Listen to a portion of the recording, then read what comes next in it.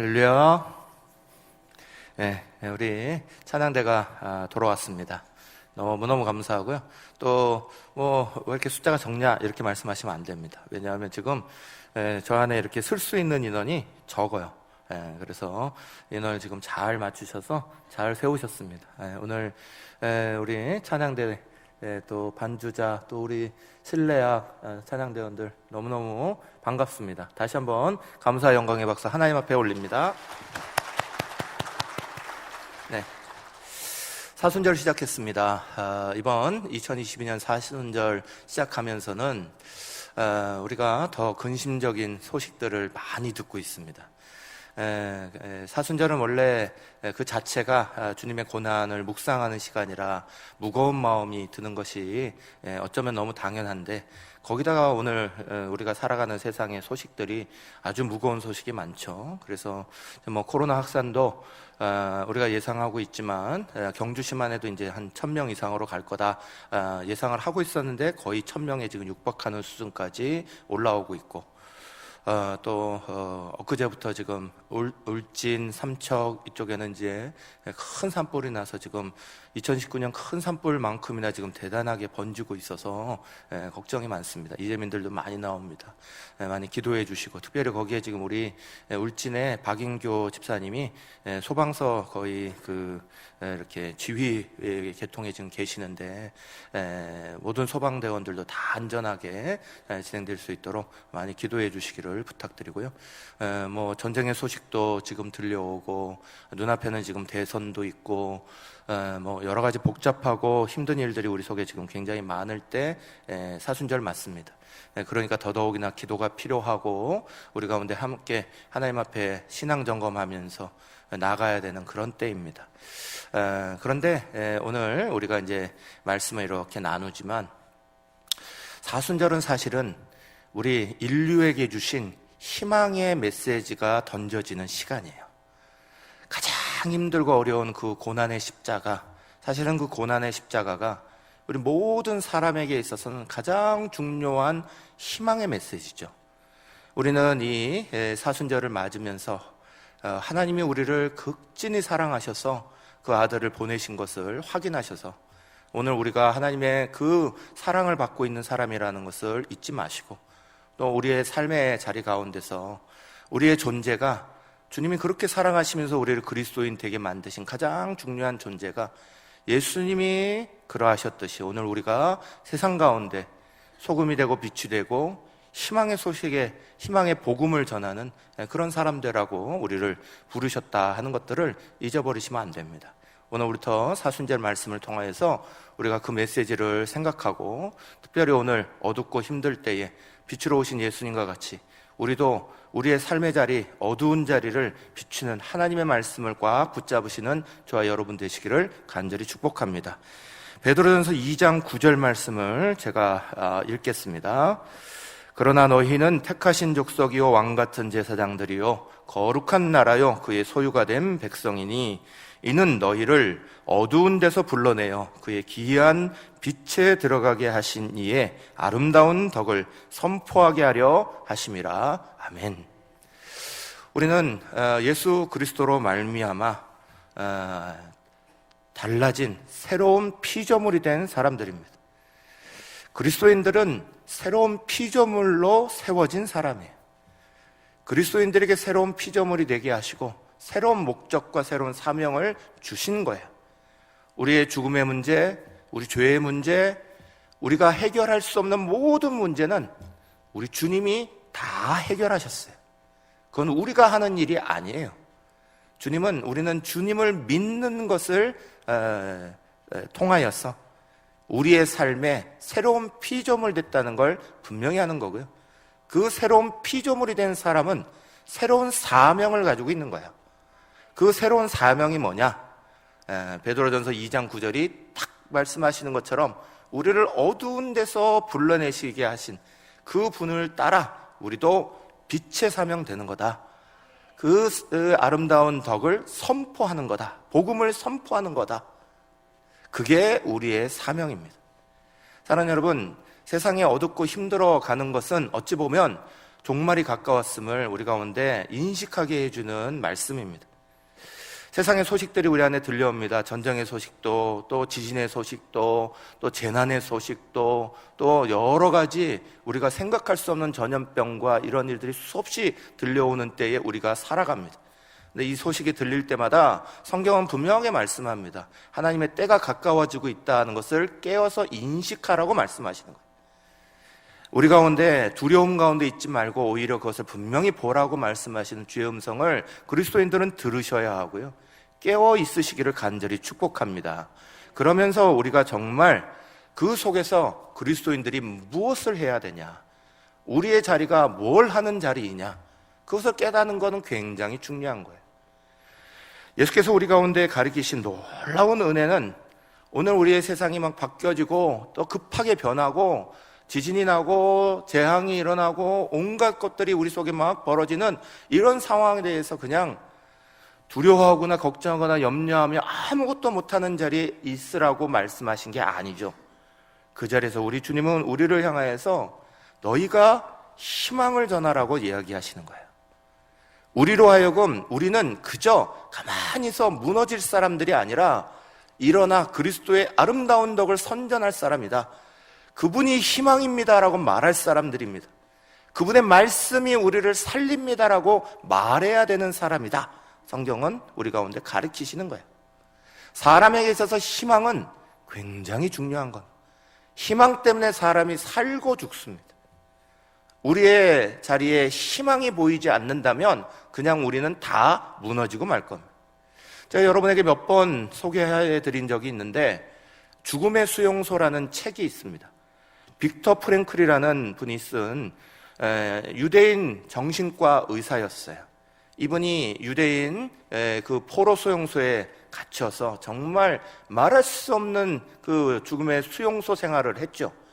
그런데 이분은 거기서 살아남았고요, 그 살아남았던 것을 자기가 정신과 의사였기 때문에 그것을 정신분석학적으로 인류에 대해서 아주 정말 너무너무 귀중한 보물과 같은 책을 하나 쓴 게 그게 죽음의 수용소라는 책이에요.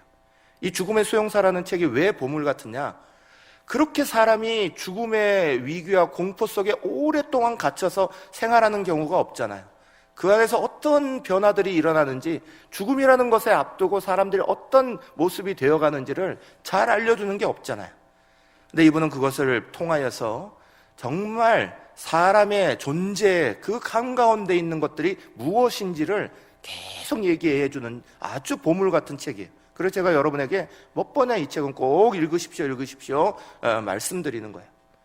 거기에 한 이야기가 나오는데 희망에 대한 이야기예요. 거기에 아주 국제적으로 유명한 한 작곡가가 유태인이라는 이유로 끌려 들어와서 오랜 포로 생활 활동을 다 했습니다. 그러다가 곧 전쟁이 다 끝난다는 것들이 은근히 이 수용소에 들려왔어요. 근데 이 작곡가가 어느 날 꿈을 꾼 거야.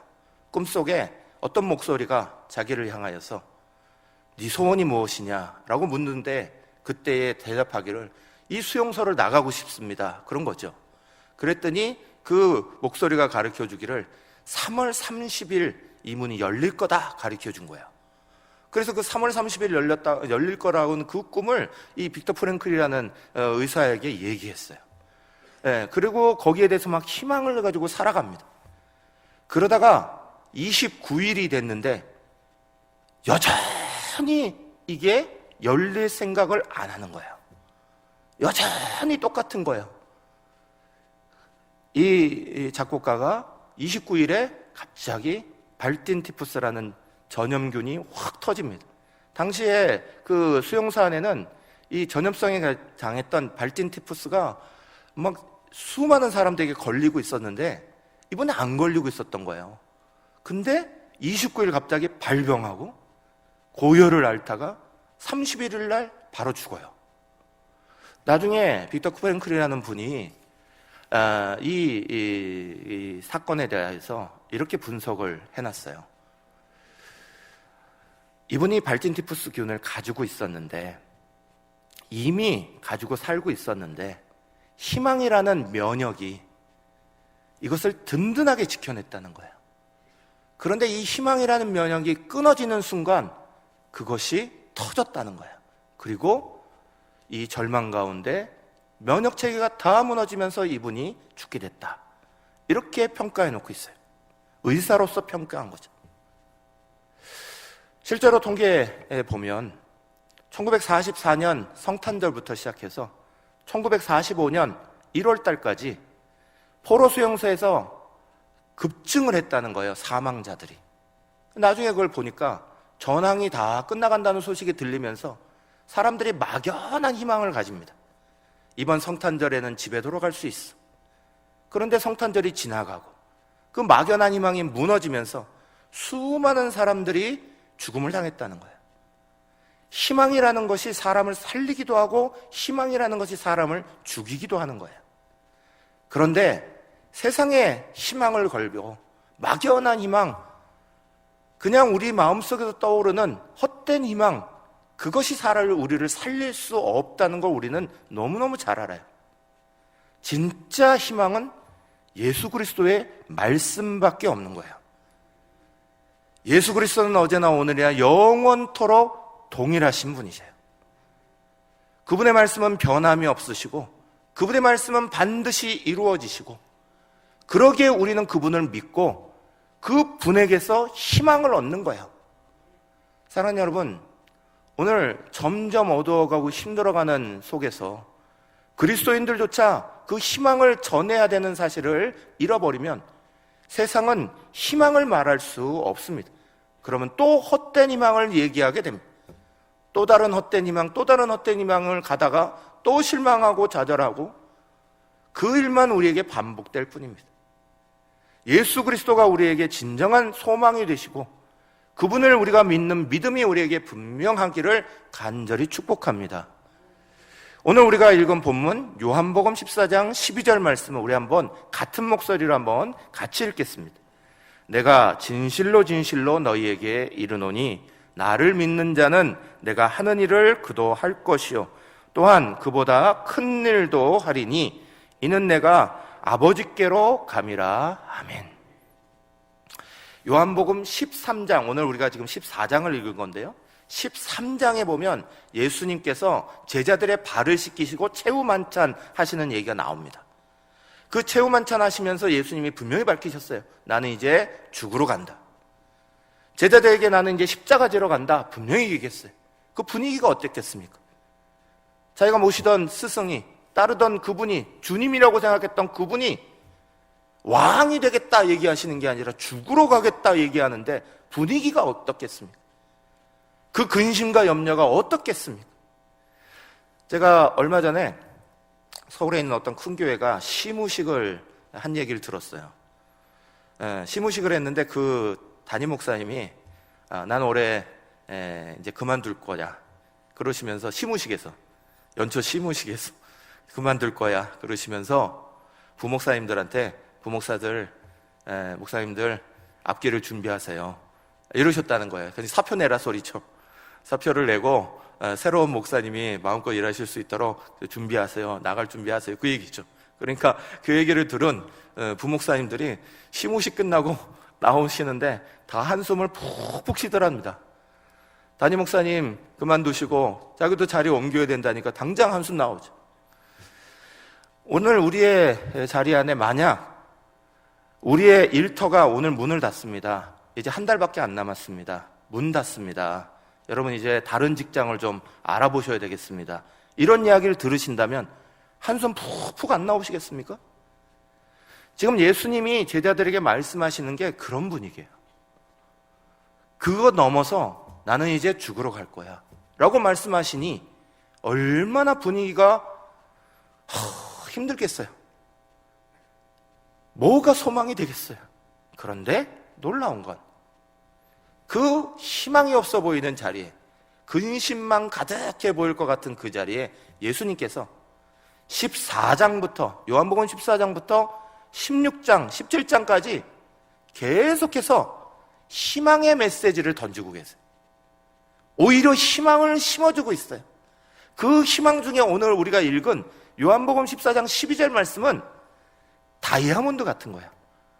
그 희망의 반지에 끼어있는 다이아몬드 같은, 정말 희망이 없는 것 같이 보이는 그 자리에 예수님은 오히려 이 자리가 너희가 가장 중요하게 생각해야 되는 자리야 라고 말씀하고 계시는 거예요.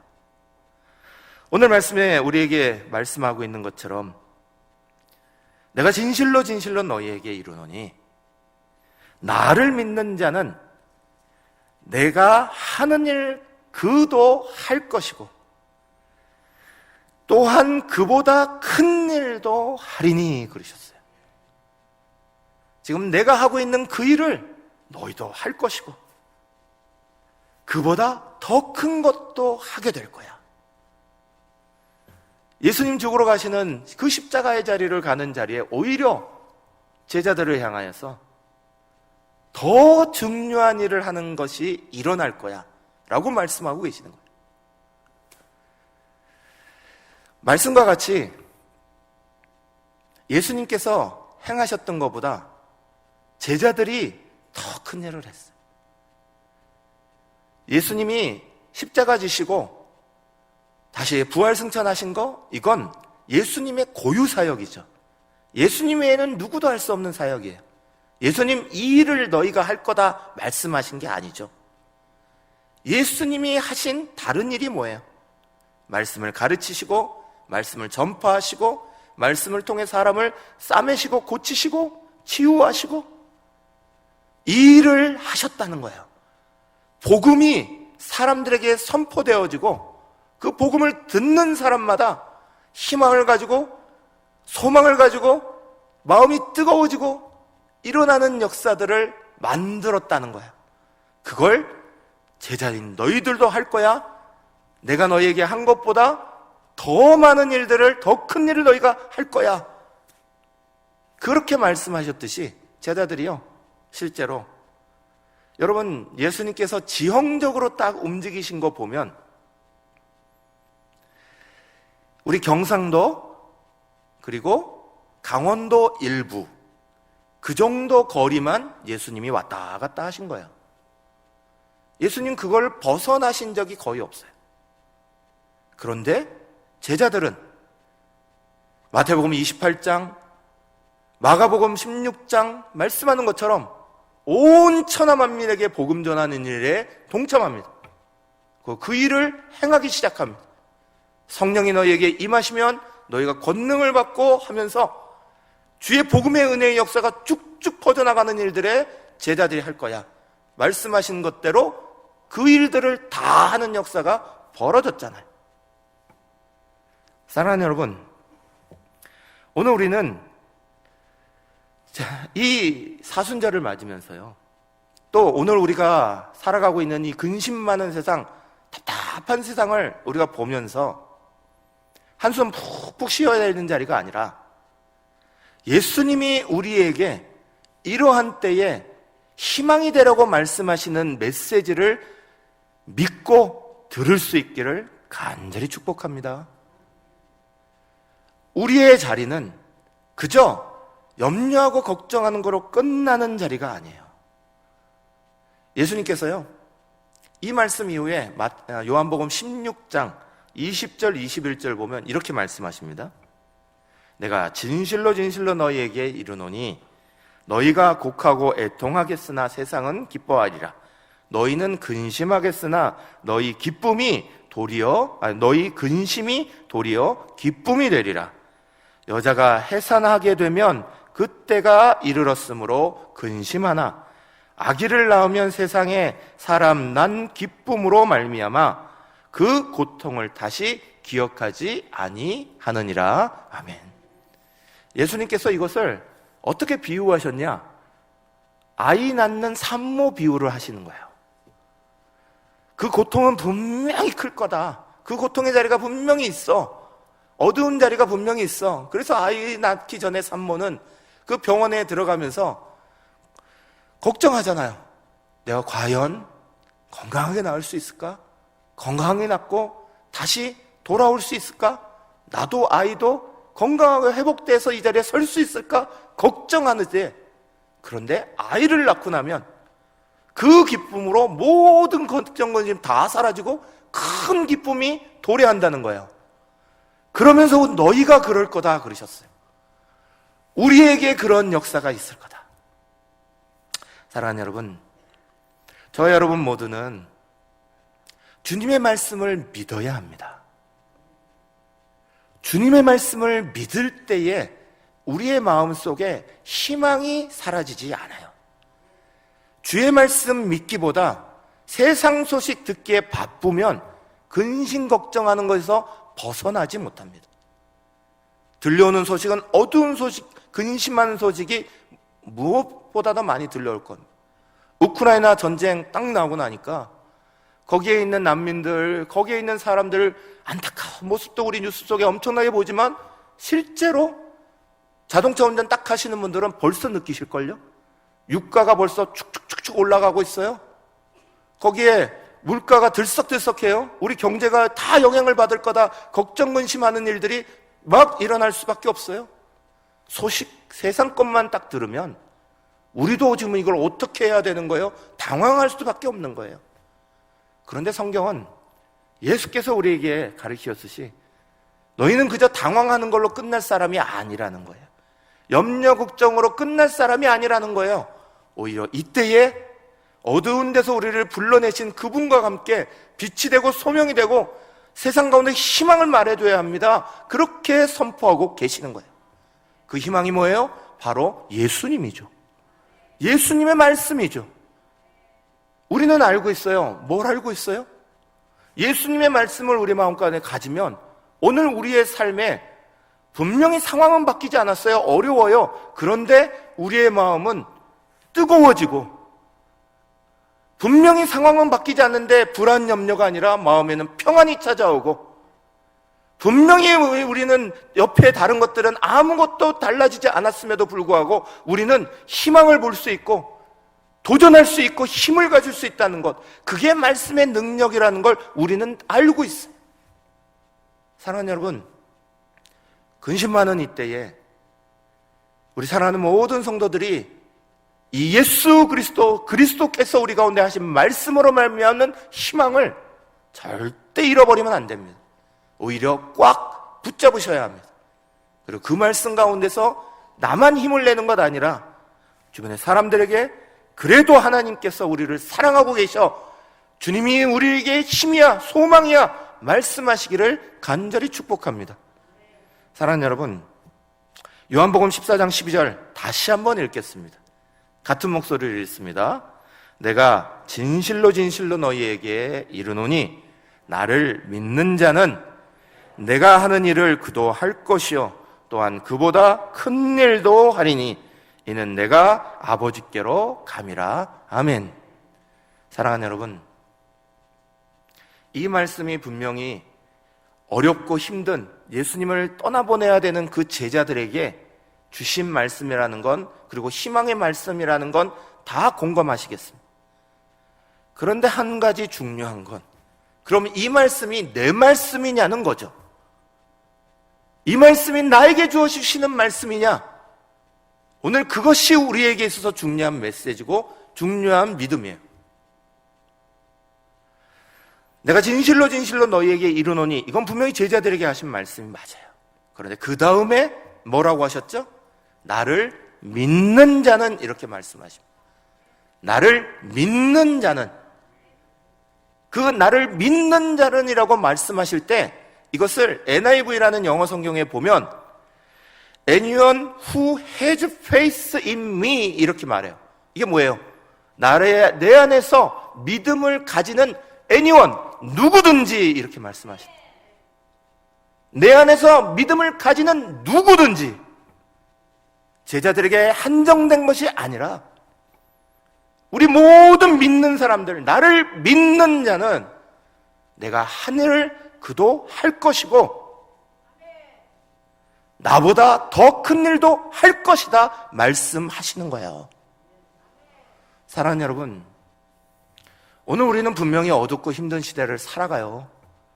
그러나 중요한 건 그 시대가 우리를 뒤흔드는 게 아니에요. 하나님 말씀 없이 헛된 희망 붙잡고 있으면 뒤흔들어집니다. 그러나 하나님 말씀 붙잡고 우리의 사명이 무엇이고 우리가 오늘 어떻게 이 땅을 살아가야 되고 그 살아가는 것이 어떤 역할을 하고 있는지를 분명히 알게 되면, 그것을 믿는다면 오늘 세상 가운데서도 우리의 마음은 낙담되지 않냐고 분명히 희망을 보게 돼요. 그러나 여전히 주님을 믿으면서도 믿는 둥 마는 둥 믿고, 그러면서 주님이 아니라 정말 세상의 소식을 더 많이 믿고 거기에 휩쓸려 버리면 우리도 믿음 없는 자와 같이 넘어지는 거예요. 저 여러분 분명하게 하나님 앞에 나오시기를 먼저 간절히 축복합니다. 나를 믿는 자는 주님 약속하셨어요. 내가 하는 일을 그도 할 것이고 나보다 더한 일도 할 것이다 그러셨어요. 사랑하는 여러분, 예수님이 우리에게 말씀 가르치시고 복음 가르쳐 주시고 그 은혜로 한 사람 한 사람이 변화되고 예수 믿는 사건으로 놀랍게 변화되었어요. 그 사건은 우리의 삶을 바꾼 사건이에요. 그 사건으로 우리가 무엇을 얻게 됐습니까? 무엇을 얻었냐고요? 내가 아니라 우리의 삶의 목표가 주님 되시는 걸 얻는 거예요. 로마서 12장 14장 7절 8절 한번 같이 읽으실까요? 로마서 14장 7절 8절입니다. 우리 중에 누구든지 자기를 위하여 사는 자가 없고 자기를 위하여 죽는 자가 없도다.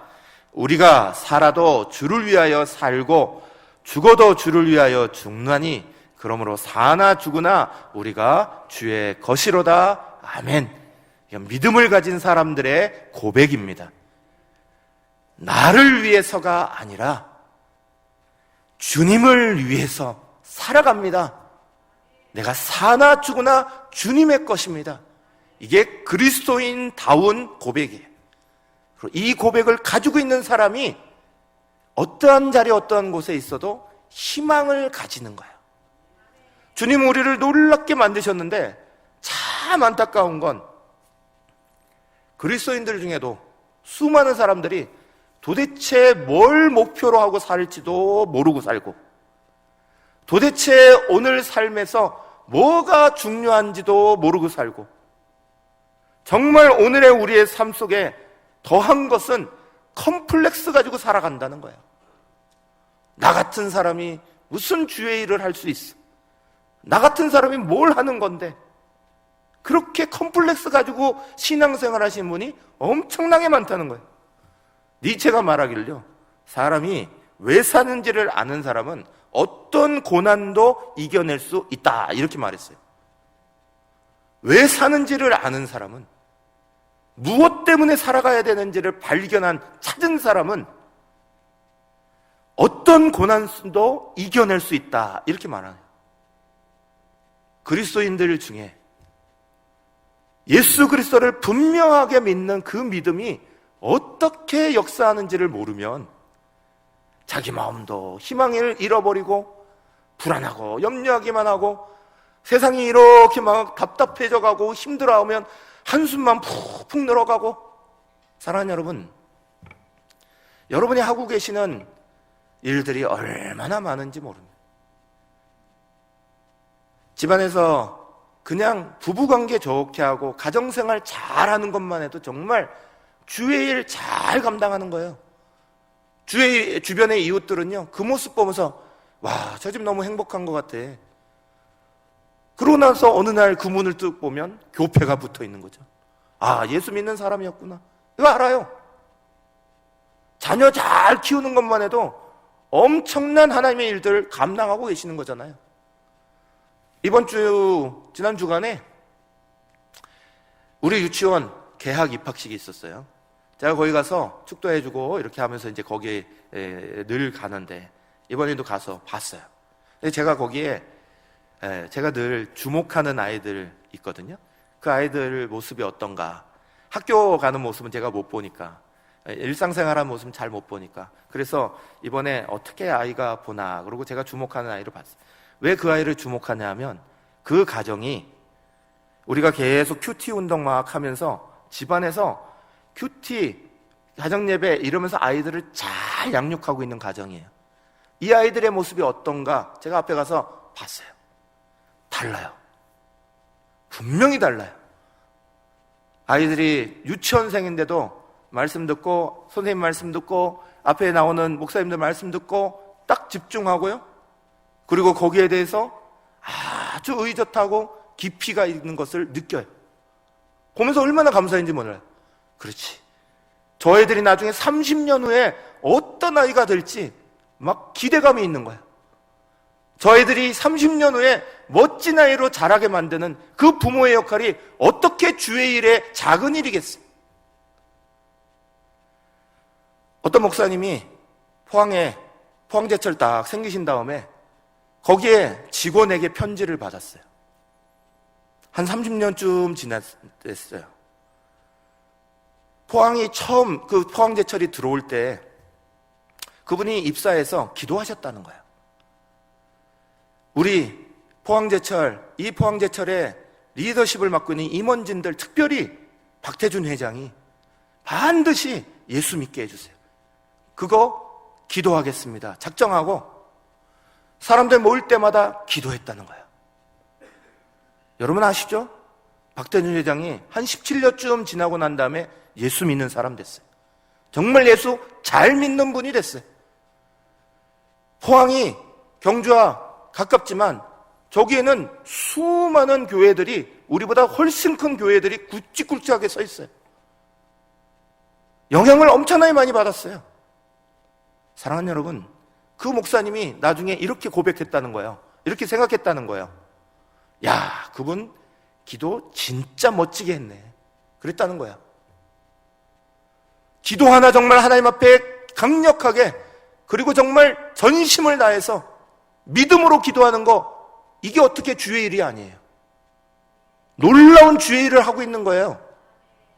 옛날 웨슬리, 감리교회 창사 웨슬리는요, 세계를 기도로 경영한다 이러면서 기도했어요. 나는 이 자리에 앉아있지만 전 세계를 기도로 경영합니다, 그렇게 말을 했어요. 오늘 우리의 자리가, 내가 살아가고 있는 직장, 내가 살아가고 있는 가정, 내가 살아가고 있는 이 자리 하나하나가 다 주의 일을 감당하는 자리예요. 얼마나 놀라운 일들을 감당하고 계시는데 우리 사랑하는 성도들은 나 같은 것이 무슨 주의 일을 한다고, 나는 이제 늙어서 못해, 나는 이래서 못해, 나는 저래서 못해. 어떤 분들은 나이 들어서 못한다 그러시고요, 어떤 분들은 젊어서 못한대요. 그럼 도대체 누가 하라는 거예요? 사랑하는 여러분, 주님은 우리 가운데 분명하게 십자가를 지러 가시면서 희망의 메시지를 던지셨어요. 그리고 그 희망의 메시지가 우리의 것이 되게 하셨고, 그리고 그것을 밖으로 전하게 하시는 거예요. 그게 복음의 전파예요. 복된 은혜의 소식들, 어두우면 어두울수록 더 빛이 필요한 거예요. 우리 모든 성도들이 오늘을 살아가는 이 자리, 힘들고 어려운 것에서만 주눅들지 마시고요, 예수의 이름으로 물리치시기를 간절히 축복합니다. 그리고 분명한 주님 말씀 때문에 희망 가지시고 우리의 가슴부터 뜨거워지심을 경험하고 내가 신앙 안에서 살아있는 신앙이라는 걸 하시고, 그리고 그 소식을, 아름다운 덕을 전하시기를 간절히 축복합니다. 희망의 메시지들이 되시기를 간절히 축복합니다. 우리 말씀 붙잡고 1분간 같이 기도하겠습니다. 결단하며 기도할 때 하나님 붙잡아 주시고, 특별히 사순절 주님께서 주시는 희망의 메시지를 들어 우리도 다시 한번 굳건해지고 그 믿음 붙잡고 오늘 우리의 삶 가운데서도 하나님의 영광 드러내게 해주십시오. 결단하며 이 시간 1분 기도하시고 제가 마무리 기도합니다.